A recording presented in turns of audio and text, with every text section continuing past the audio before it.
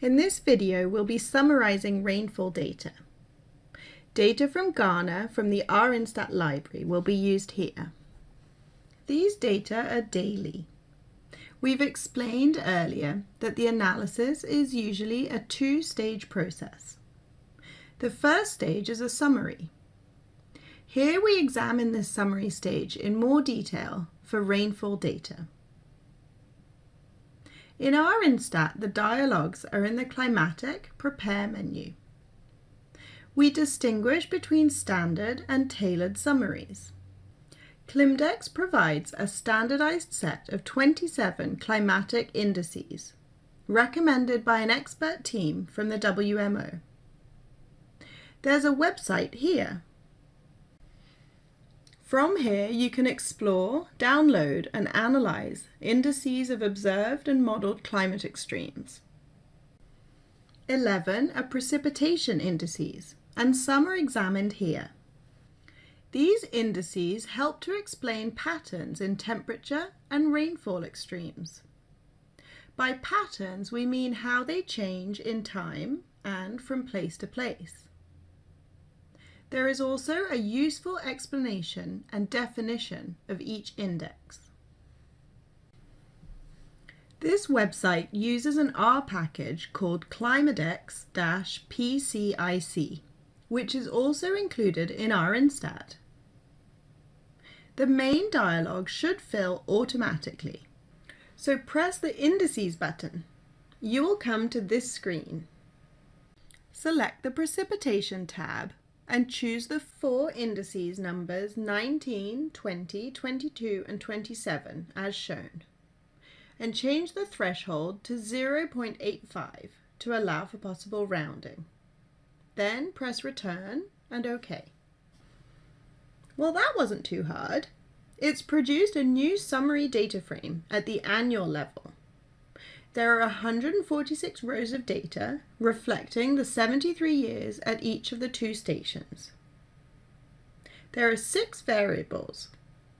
They give the station and year plus the values of the 4 indices selected. For example, there are 69 rain days in 1944 at Salt Pond, of which 20 had more than 10 millimeters. There was a total of 714 millimeters in the year, with an average of 10.3 millimeters of rain per day. This is now ready for the second stage in the analysis. Now use the Climatic Summaries dialog. Start with the Transform dialog to add the rain days. Use the Count button. Uh-oh, it's all empty. We must be in the wrong data frame. That's better. Now we complete the dialog by adding rainfall as the element, changing the value to 0.85 and the name to rain day. Here's our rainfall column. Return to the dialog to get the days with 10 millimeters or more. This time the condition will be 9.95 and the name will be rain day 10.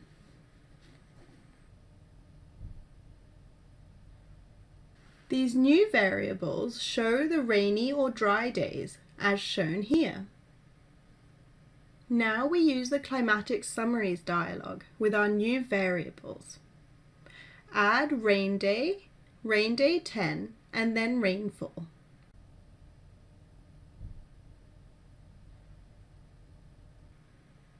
From the Summaries button, untick the number of observations to leave just the sum. Then press Return and OK.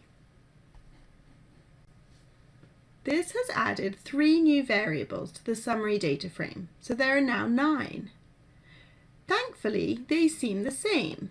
For example, in 1944 at Salt Pond, there are still 69 rain days and 20 with 10 millimeters or more. Looking further down shows that missing values are treated slightly differently in the 2 cases. This must always be considered carefully. Oh, and the annual totals are slightly different. In 1944, there are 714. Or is it 724 millimeters? You may have worked out why there could be a difference. We think both are sensible, and we'll consider how to make them the same in a supplementary video. This graph of both results shows how similar they are. Initially, you may hardly realize that both are shown here, so we home in to show you a magnified view.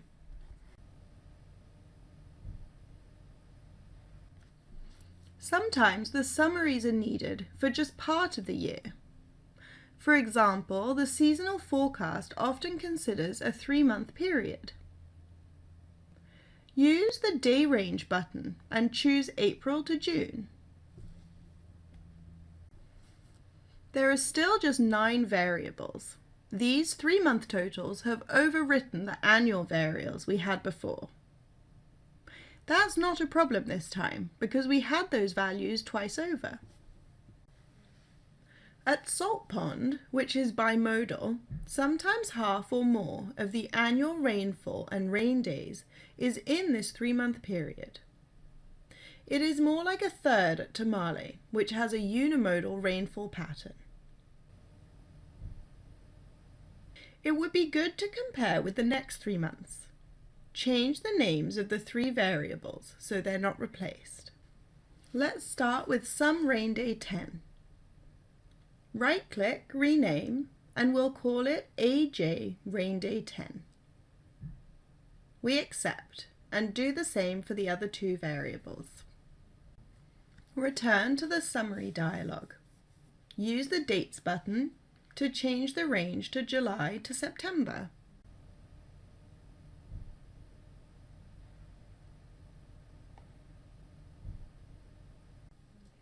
This has added 3 more new variables. These months are partly between the 2 seasons at Salt Pond, so there are sometimes only a few rain days and not much rain. This is not the same at Tamale. August is in the middle of the rainy season. There is usually considerably more rain and rain days in these 3 months than in the April to June period. So far, we've been calculating standard summaries. It's important to have standard summaries, but also important not to be limited by them. Tailored summaries are needed for some applications. A tailored summary may still be quite general, but it is usually to support specific and local decisions. Consider farmers who wish to grow a 100-day crop that needs about 400 millimeters of rain. What's the risk? An alternative crop only needs about 300 millimeters. How much would that reduce the risk? To answer, first we use another summary dialog to calculate the start of the rains each year. Another video describes these additional dialogues, so I will skip to the results. These come from an agreed definition and has added 2 more variables to the summary. They give the day number and corresponding date of the start of the rains for each year. The results show the rains started on March 2nd in 1944 and March 9th in 1945. That's days 62 and 69 of the year. Now we calculate the total rainfall in the following 10 days. In the dialog, just keep the rainfall variable and then use the day range. This time, choose to start on a variable day, using the starting day of each year. The end is 100 days further on. Looking at the results shows the first year at Salt Pond had more than 300 millimeters, but not more than 4. The second year would have been a problem for either of these crops, while the following year would be okay for both. The Pixar rainfall dialog can be used to present these results graphically. We use the station as the facet, and then we add mean lines as well as labels. Then we click OK. The results show that farmers near Salt Pond have little risk of having less than 300 millimetres and often have 400 millimetres or more. The same is not the case at Tamale, where a 400 millimetre crop would be quite risky. Individual summaries of this type are exactly what's discussed by Extension staff with farmers in the Pixar project.